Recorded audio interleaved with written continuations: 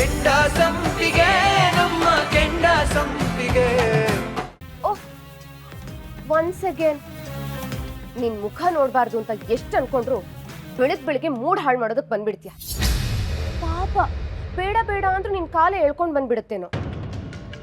ಓ ಸಾರಿ ಸಾರಿ ಸಾರಿ, ಕಾರಣ ಇಲ್ಲದೆ ನೀನ್ ಎಲ್ಗೂ ಹೋಗೋದಿಲ್ವಲ್ಲ. ಇವತ್ತೇನ್ ಕಾರಣ ಇಟ್ಕೊಂಡು ಬಂದಿದ್ಯಾ? ಮೊನ್ನೆ ಪ್ರಸಾದ ಕೊಡ್ಬೇಕಿತ್ತು, ನೆನ್ನೆ ನೀರ್ ಬೇಕಿತ್ತು, ಇವತ್ತು ಯಾವ ಭಿಕ್ಷೆ ಬೇಕಿತ್ತು?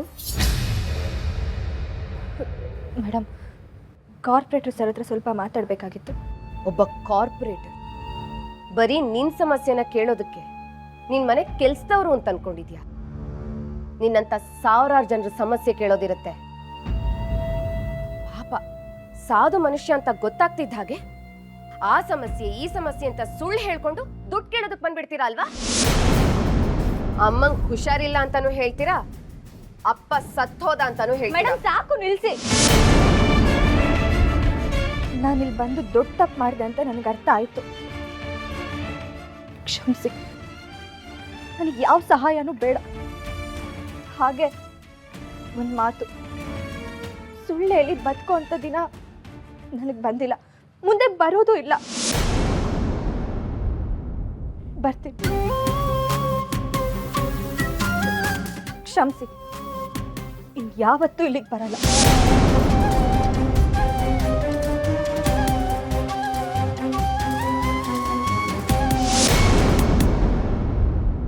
ಅದಕ್ಕೆ ಯಾರೋ ಬಂದಂಗಿತ್ತು. ಯಾರೋ ಭಿಕ್ಷುಕರು ಬಂದಿದ್ರು, ಭಿಕ್ಷೆ ಹಾಕಿ ಕಳಿಸ್ದೆ.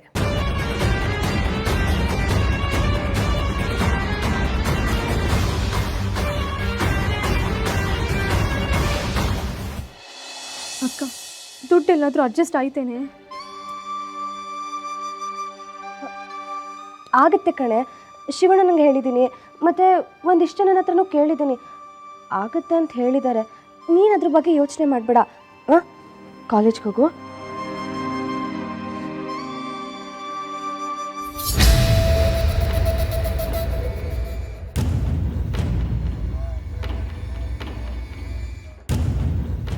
ಸುಮಿ,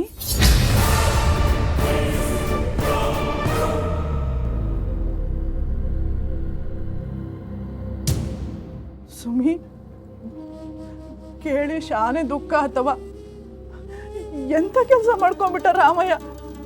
ಅಲ್ಲ, ಹೆಂಗೋ ಕಷ್ಟಪಟ್ಟು ದುಡ್ದು ನಿನ್ನ ಮನೆ ನಿಭಾಯಿಸಿದೆ ತಾನೆ. ನಿಮ್ಮ ಮೋರಿ ಕ್ಲೀನ್ ಮಾಡೋ ಉಸ ಬರಿಲ್ಲ, ನಿಮ್ಮ ಅಪ್ಪನಿಗೆ ಯಾಕೆ ಬೇಕಾಗಿತ್ತು ಅಂತೀನಿ.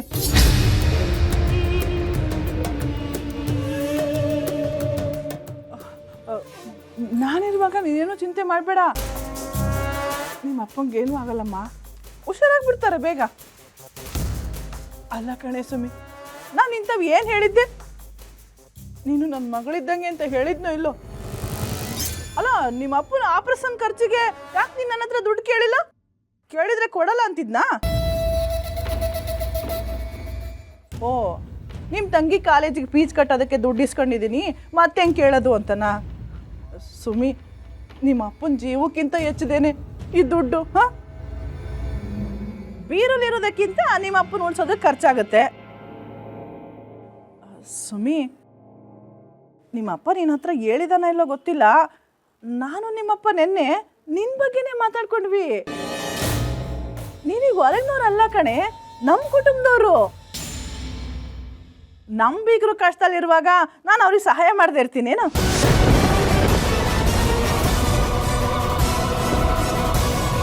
ಅಕ್ಕ, ಸುಮಿ, ಬಾ, ನೀನು ಕೂತ್ಕೋ, ಬಾ ಬಾ, ಕೂತ್ಕೋ ಇಲ್ಲಿ. ನೀನು ಈ ದುಡ್ಡು ತಗೋ, ಮೊದಲು ನಿಮ್ಮ ಅಪ್ಪನ ಉಳಿಸ್ಕೊ. ಜೀವ ಹೋದರೆ ಮತ್ತೆ ವಾಪಸ್ ಬರಲ್ಲ.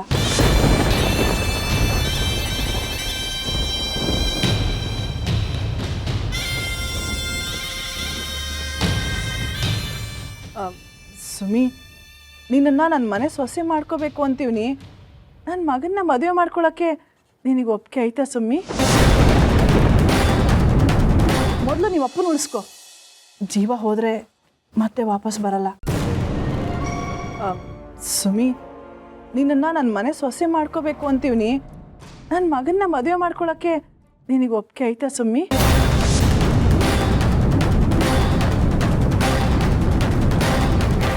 ಸುಮಿ, ದುಡ್ಡು ಮುಂದೆ ಇಟ್ಟು ಮಾತಾಡ್ತಿದ್ದೀನಿ ಅನ್ಕೋಬೇಡಮ್ಮ. ನೀನಂತ ಒಬ್ಬ ಸೊಸೆ ನನ್ನ ಮನೆಗೆ ಬಂದರೆ ನನ್ನ ಮನೆ ಉದ್ಧಾರ ಆಗುತ್ತೆ. ಅಡ್ಡದಾರಿ ಹಿಡಿದಿರೋ ನನ್ನ ಮಗ ಸರಿ ದಾರಿಗೆ ಬರ್ತಾನೆ. ನಿನ್ನಂಥ ಸೊಸೆನೇ ನನಗೆ ಬೇಕು. ನಿನ್ನಂಥ ಹೆಂಡ್ತಿನೇ ಅವನಿಗೆ ಸಿಗಬೇಕು. ಪ್ರಪಂಚದಲ್ಲಿ ಯಾರು ಮಾಡಿದ್ರೆ ತಪ್ಪೇ ನನ್ನ ಮಗ ಮಾಡಿಲ್ಲ. ನೀನು ಮನ್ಸು ಮಾಡಿದ್ರೆ ಅವನ ಸರಿ ದಾರಿ ತರ್ತಿ ಅನ್ನೋ ನಂಬಿಕೆ ನನಗಿದೆ ಸುಮಿ.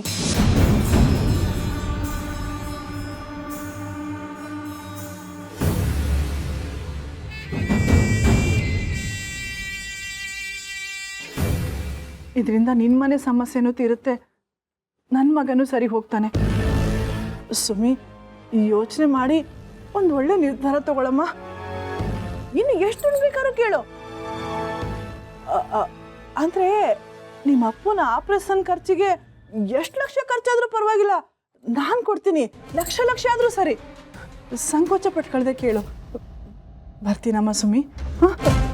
ಸರ್ ಏನಾಯ್ತಪ್ಪಂಗೆ? ನಾನು ನಿಮಗೆ ಮೊದಲೇ ಹೇಳಿದ್ದೀನಿ, ಅವ್ರ ಕಂಡೀಷನ್ನು ತುಂಬ ಕ್ರಿಟಿಕಲ್ ಆಗಿದೆ ಅಂತ. ಆದಷ್ಟು ಬೇಗ ಕಿಡ್ನಿನ ಟ್ರಾನ್ಸ್ಪ್ಲಾಂಟ್ ಮಾಡಲೇಬೇಕು ಅಂತ. ನೋಡ್ರಿ, ಅವ್ರ ಪಲ್ಸ್ ರೇಟ್ ನೋಡಿ ಎಷ್ಟು ಕಮ್ಮಿ ಆಗ್ತಾ ಇದೆ ಅಂತ.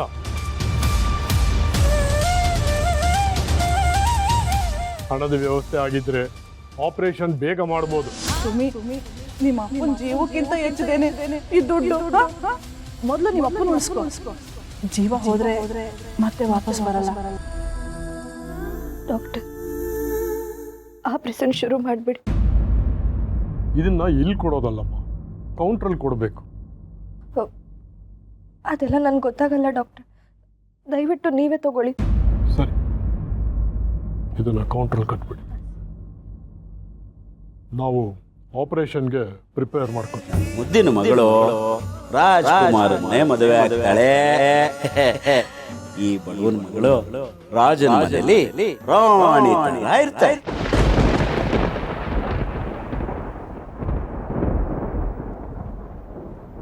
ನನಗೆ ನೀನು ಮುಖ್ಯ ಅಪ್ಪ. ಅಣ್ಣ, ನಂಗೆ ಎಕ್ಸಾಮ್ ಇದೆ, ನಾನು ಕಾಲೇಜಿಗೆ ಹೋಗಿ ಬರ್ತೀನಿ. ನೀನು ಆಸ್ಪತ್ರೆಗೆ ಹೋಗ್ತಿದ್ಯಾ ಅಲ್ವಾ? ಎಲ್ಲೂ ಹೋಗ್ಬೇಡ, ಅಕ್ಕನ ಜೊತೆಲೇ ಇರು. ಪಾಪ ಅವಳೊಬ್ಳು ಎಷ್ಟು ಅಂತ ಪರದಾಡ್ತಾಳೆ. ನಾನು ಆಸ್ಪತ್ರೆಗೆ ಹೋಗ್ತಿಲ್ಲ ರಾಜಿ. ಅಣ್ಣ ಬರೋದು ಕೇಳಿದ್ದಾರೆ. ಇವತ್ತು ಮಂತ್ರಿಗಳ ಜೊತೆ ಮೀಟಿಂಗ್ ಇದೆ. ಆಸ್ಪತ್ರೆಯಲ್ಲಿ ಅಪ್ಪ ಜೀವನ್ ಕೈಲಿ ಇಟ್ಕೊಂಡಿದ್ದಾರೆ. ದುಡ್ಡು ಹೇಗೆ ಹೊಂದೋದು ಅಂತ ಅಕ್ಕ ಪರದಾಡ್ತಿದ್ದಾಳೆ. ಇದ್ರ ಬಗ್ಗೆ ಒಂದಿಷ್ಟಾದ್ರೂ ಯೋಚನೆ ಇದೆಯಾ ನಿನಗೆ? ಮನೆಗೆ ಅಪ್ಪನ ಔಷಧಿಗೆ 5 ಪೈಸೆನೂ ತಂದ್ಕೊಡಲ್ಲ. ಇಂಥ ಕಷ್ಟದ ಸಮಯದಲ್ಲೂ ಜೊತೆಗೆ ನಿಲ್ಲಲ್ಲ ಅಂತಿಲ್ಲ. ನಿನಗೆ ಹೇಗೋ ಮನ್ಸು ಬರುತ್ತೆ? ಇದೊಂದು ಮೀಟಿಂಗ್ ಆದರೆ ಸಾಕು ರಾಜಿ. ಅಣ್ಣನ ಹತ್ರ ನಾನು ಏನು ಬೇಕಾದರೂ ಸಹಾಯ ಕೇಳ್ಬೋದು, ಅವ್ರು ನನಗಿಲ್ಲ ಅಂತ ಹೇಳಲ್ಲ. ನಾನು ಹಣ ಹೊಂದ್ಸೋದಕ್ಕೆ ಈ ರೀತಿ ಸುತ್ತಾಡ್ತಿರೋದು. ಇಷ್ಟು ದಿನ ಅಣ್ಣ ಅಣ್ಣ ಅನ್ಕೊಂಡು ರಾಜಕೀಯ ಅನ್ಕೊಂಡು ಊರೂರು ಸುತ್ತಿದೆಯಲ್ಲ, ನಿನಗೇನು ಸಹಾಯ ಮಾಡಿದ್ದಾರೆ ಅವರು? ಇದರಿಂದ ನಿನಗೇನು ಸಿಗ್ತಾ ಇದೆ? ಅವ್ರ ಹಿಂದೆ ಸುತ್ತೋ ಬದಲು ಯಾರ ಹತ್ರನಾದ್ರೂ ಹೋಗಿ ಸಾಲನಾದ್ರೂ ಕೇಳೋದಲ್ವಾ? ರಾಜಿ, ಅಕ್ಕನ ಬಗ್ಗೆ ಆದರೆ ಎಲ್ರಿಗೂ ಗೊತ್ತು, ದುಡ್ಡು ಹೇಗೋ ಹುಟ್ಟುತ್ತೆ. ನನ್ನನ್ನು ನಂಬಿ ಯಾರು ದುಡ್ಡು ಕೊಡ್ತಾರೆ ಹೇಳು? ಹೀಗೆ ಹೇಳೋದಕ್ಕೆ ನಾಚಿಕೆ ಆಗಲ್ವಾ ನಿನಗೆ? ರಾಜಿ, ನನ್ನನ್ನು ಈ ರೀತಿ ಕೆಲಸ ಬಿಟ್ಟು ಹೋಗು ಅಂತ ಹೇಳ್ತಿದ್ಯಲ್ಲ, ನೀನು ಕಾಲೇಜ್ ಬಿಟ್ಟು ಹೋಗ್ತೀಯಾ? ನೀನು ಮಾಡಿದ್ರೆ ಸರಿ, ನಾನು ಮಾಡಿದ್ರೆ ತಪ್ಪಾ? ಅಪ್ಪನ ನೋಡ್ಕೊಳ್ಳೋದಕ್ಕೆ ಆಗ್ತಿಲ್ಲ ಅಂತ ಅಲ್ಲ ಕಣೋ. ಪರೀಕ್ಷೆ ಇದೆ, ಕಾಲೇಜಿಗೆ ಹೋಗು ಅಂತ ಅಕ್ಕ ಜೋರ್ ಮಾಡಿ ಕಳಿಸಿದಾಳೆ. ನಾನು ಪೋಲಿ ಥರ ಸುತ್ತುತ್ತಾ ಇಲ್ಲ. ಮುಂದೇನಾದರೂ ಸಹಾಯ ಆಗುತ್ತೆ ಅಂತ ಅಣ್ಣನ ಹಿಂದೆ ಹೋಗ್ತಾ ಇದ್ದೀನಿ. ಆಗುತ್ತೆ ಅನ್ನೋ ನಂಬಿಕೆನೂ ನನಗಿದೆ. ಈಗ ನನ್ನ ಟೈಮ್ ಸರಿ ಇಲ್ಲ, ಅದಕ್ಕೆ ಬಾಯಿಗೆ ಬಂದಂಗೆ ಮಾತಾಡ್ತಿದ್ಯಾ. ನನ್ನ ಟೈಮ್ ಬಂದಾಗ ನಾನೇನು ಅಂತ ಗೊತ್ತಾಗತ್ತೆ. ಗೊತ್ತಾಗ್ತಿದೆ. ಇಂಥ ಕಷ್ಟದ ಸಮಯದಲ್ಲೇ ಜೊತೆಗೆ ನಿಲ್ದಿರೋ ನೀನು ಇನ್ನು ಸುಖ ಬಂದ್ಮೇಲೆ ಎಲ್ಲಿರ್ತೀಯ? ರಾಜಿ,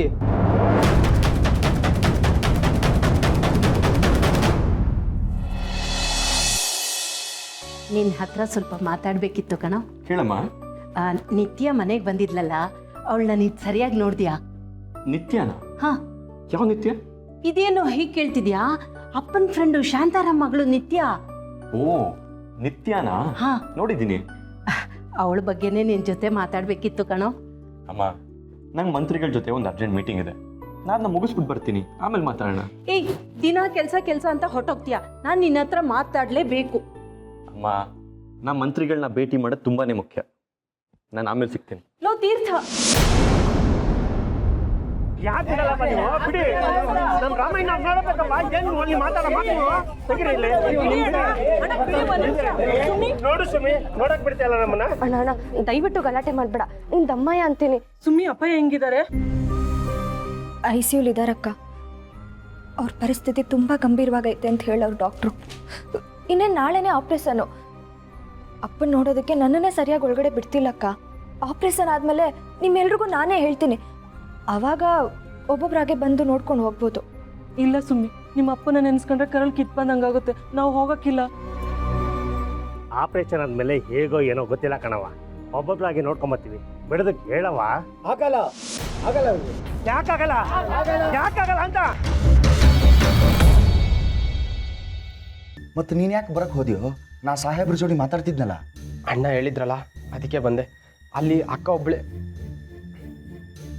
ಏನಾಯ್ತು? ಏನಿಲ್ಲ ಅಣ್ಣ. ಅದ ರೀ ಸಾಹೇಬ್ರ, ಇವ್ರ ಅಪ್ಪರು ವಿಷದ ಗಾಳಿ ಕುಡಿದು ದವಾಖಾನೆಗೆ ಅಡ್ಮಿಟ್ ಆಗಿದ್ರಂತಲ್ಲ, ಕಿಡ್ನಿ ಫೇಲ್ಯೂರ್ ಆಗಿದೆ ಅಂತ. ಸ್ಪೆಷಾಲಿಟಿ ದವಾಖಾನೆಗೆ ಅಡ್ಮಿಟ್ ಮಾಡ್ಯಾರಂತ. ಅಕ್ಕ ಒಬ್ಬಾಕಿ ಅದಳ, ಹೆಂಗೆ ಮಾಡೋದು ಅಂಥೇಳಿ ಮಾತಾಡಕತ್ತಿದ್ದ. ರಾಜೇಶ, ಮೊದಲು ಫ್ಯಾಮಿಲಿ, ಆಮೇಲೆ ಮಿಕ್ಕಿದ್ದೆಲ್ಲ. ನಿಮ್ಮ ಅಕ್ಕ ಒಬ್ಬರೇ ಅಲ್ಲಿ ಹೇಗೆ ನೋಡ್ಕೋತಾರೆ? ಇದನ್ನೆಲ್ಲ ನಾನು ನೋಡ್ಕೋತೀನಿ, ನೀನು ಹೊರಡು. ಸರಿ ಅಣ್ಣ. ಸಾಹೇಬ್ರ, ಖರ್ಚಿಗೆ ರೊಕ್ಕ ಕೊಟ್ಟಿದ್ರೆ ಚಲೋ ಇತ್ತು.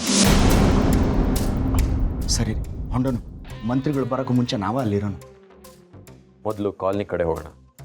ಕಾಲೋನಿ ಕಡೆ? ಮತ್ತು ಮಂತ್ರಿಗಳ ಜೋಡಿ ಮೀಟಿಂಗು? ನನಗೆ ಮಂತ್ರಿಗಳು ಮುಖ್ಯನಾ, ನನ್ನ ವಾರ್ಡಿನ ಜನ ಮುಖ್ಯನಾ ಅಂತ ಕೇಳಿದ್ರೆ ನನ್ನ ಉತ್ತರ ನನ್ನ ವಾರ್ಡಿನ ಜನ ಅಂತಿರುತ್ತೆ. ಸಾಹೇಬ್ರು ಏನು ಅನ್ನೋದ ನಂಗೆ ಅರ್ಥ ಆಗೋಲ್ತು. ಅಲ್ಲ, ಮಂತ್ರಿಗಳ ಜೋಡಿ ಇದ್ರೆ ವ್ಯಾಲ್ಯೂ ಜಾಸ್ತಿ ಅಂತಾರ, ಈಗ ನೋಡಿದ್ರೆ ಕಾಲೋನಿ ಕಡೆ ಹೋಗೋಣ ಅಂತಾರ.